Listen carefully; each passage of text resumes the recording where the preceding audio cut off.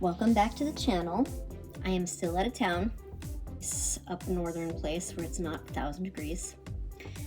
I went to a Goodwill here, was able to find something that would be so fun to make over. And I went to old Target and found some faux Poscas that we're going to try out. They're going to be fantastic, I hope, because that's all we have here. Next week we'll be back at my studio, and I have something I really want to do for that week, so I'm excited about it. Usually get excited about it. It's going to be fun. It's what I found, it's what we're going to do, and it's going to be great, okay? Let's get into it. So this is the thing I found at the thrift store. I thought it was a chess set, but it's obviously Tic Tac Toe. My dog's trying to help me open it. Dude, there's a knife right by your face. Don't lick the knife. Scooch. Thank you. So it's all packaged up, which is nice. I would call this color combination very manly. We've got maroon, black, and gold. Charlie desperately wants to know what I'm doing with this smelly old thing. Obviously, the X's and O's match the board. I'd be very curious to find out what this maroon paint is made out of, because spoiler alert, it absorbs all of the acrylic and turns it a really pretty pink, which you will see later. Charlie, leave that knife alone. Don't chew, you're licking it. We don't know where these came from. We don't know what this is made out of. But if you're holding it, it means it's for me, right? Otherwise you wouldn't be showing it to me. I'ma chew on it. Needless to say, I had to put these somewhere where Charlie couldn't get them because he thought they were for him to chew on. Charlie, get out of here. When I took these out, I thought I might be missing an X because there were 5 O's. There are 5 O's and 4 X's. But after I put them on the board and realized it covered up every space, I figured out that they just made a design choice and made one extra O instead of an extra X. Let's check out our fake Poscas. So this is what Target has for markers made out of acrylic. Like other acrylic markers that are not Poscas that I've tried, they are very watery and not very opaque. They are the Mondo Llama brand. I wouldn't recommend them if you have Poscas. There's also not all of the colors, and you do have to activate them like a regular paint marker. I was ready to go, popped off the top, and saw that I'm going to have to activate everything in this box. No big deal, it'll only take a second.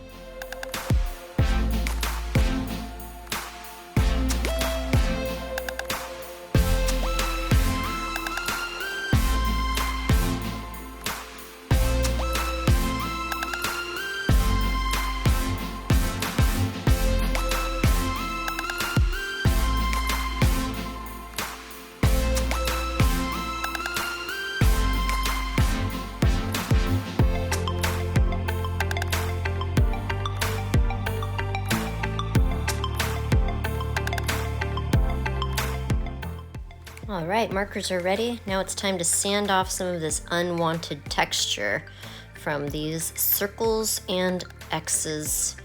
It's kind of hard to sand with one hand while you're filming. I don't have my setup here. Charlie, can you help me? Can you hold the circle while I sand it? Charlie. Okay. Well, Charlie's not gonna help, so let me just start with the one I'm going to do it off camera, and display my progress. Me thinking I'm so clever, putting my camera up on a branch so I can have a setup. Little did I know that this was completely out of focus. When the sun is shining down on the screen, you can't see what you're looking at. I thought this was gonna be okay, but I hope this is the only bit that is extremely out of focus, because you're not missing much. It's just turning the board white. I did have to do several coats because, as you can tell, this was not very opaque. The paint was pretty good though for Target paint. All of these pieces would just soak the paint up, and so I'd have to keep going over them over and over again. They were just drinking it up like they were dying of thirst, and this was the milk they've been waiting for. You guys saw that I painted over those lines, right?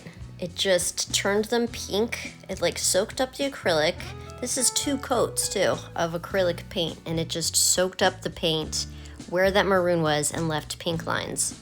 It makes me wonder what the heck this paint was made out of. Anyway, on to the X's and O's.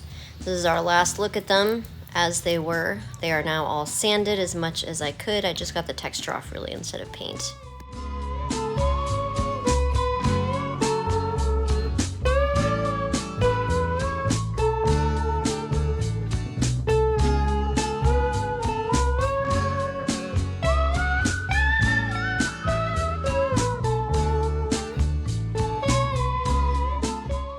X's down, now it's time for the O's.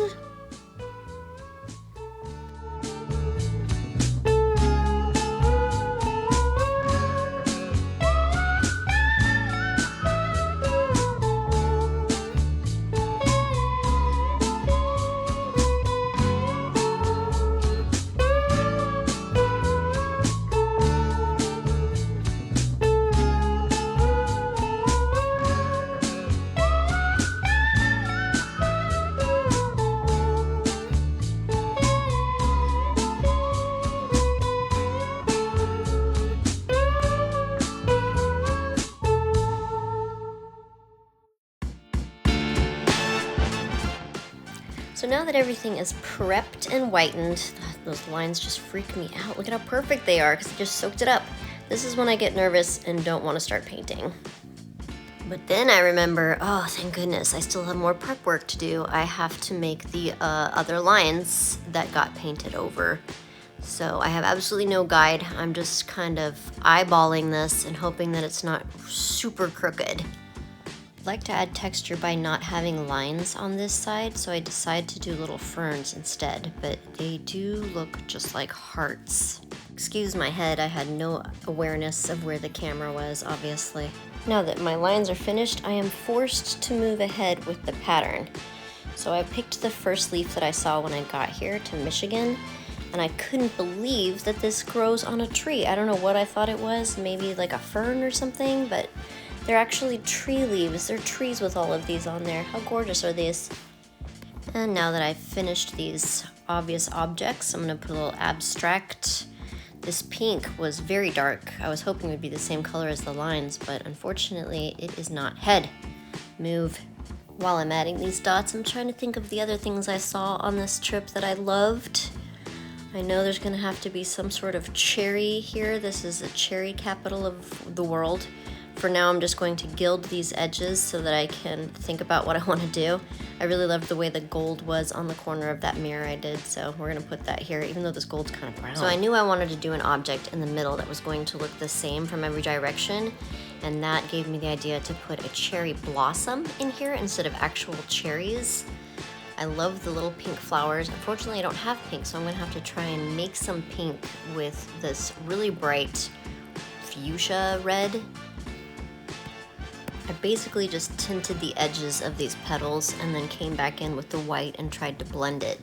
Unfortunately, the white kept getting covered in red and making it too dark, so I had to keep drawing off camera to get the white flowing again to blend it. I also didn't realize I had a nasty gripper in the corner of the shot, just like my daughter would say. This is one of those projects where I'm gonna look back and be like, it was really pretty like this. I probably shouldn't have messed it up by adding more. Oh, and there will be more. This is a fern because I saw so many beautiful ferns out here. All the ferns I like to draw that I don't normally see in Texas, they all grow here. My whole backyard here is filled with them. This isn't what they look like, but this is just a little kind of representation. There isn't a lot of room, and it's gotta be something simple because I'm gonna repeat this over and over and over again. So the next thing I'm gonna tackle is this gray bunny. There's a gray bunny living in the backyard, and my daughter named him Smokey. Oh no, I put my hand in that wet acrylic and got it all over the place. I'll have to fix that later. So I don't have gray, I don't have green, don't have yellow. So I thought silver, and what's cool is this silver is very metallic. I will show you when it's all done how shiny it is, but I think it really added something to this board. I didn't have gray, but this was kind of a happy accident. The next thing I'm adding is some purple. I have these little purple fans in the corner. I thought all the corners meeting up might make it look cool as a pattern, but I'm wondering if it would have looked just as good with circles. That's what these flowers look like, purple circles. All over the place here in Michigan, there are these purple orbs. They're just giant, round flowers. They're made out of a bunch of little flowers, and they're just kind of floating on these giant stalks. I can't wait to make those out of felt when I get home. So this is what we have for the board so far, trying to go for like a folk art. I don't know about these colors, but they're the colors that I have. So to finish this off, I wanted to add something a little sharper in these empty spaces. Everything that I drew so far is kind of roundish, and I thought this would make a good contrast. I don't have yellow, like I've said, so I did this like lighter orange, and then I'm gonna put a darker orange inside. I don't love, this is like the least favorite of the objects that I drew on here, but I don't know, maybe I should have done it silver like the bunnies. It's just too close.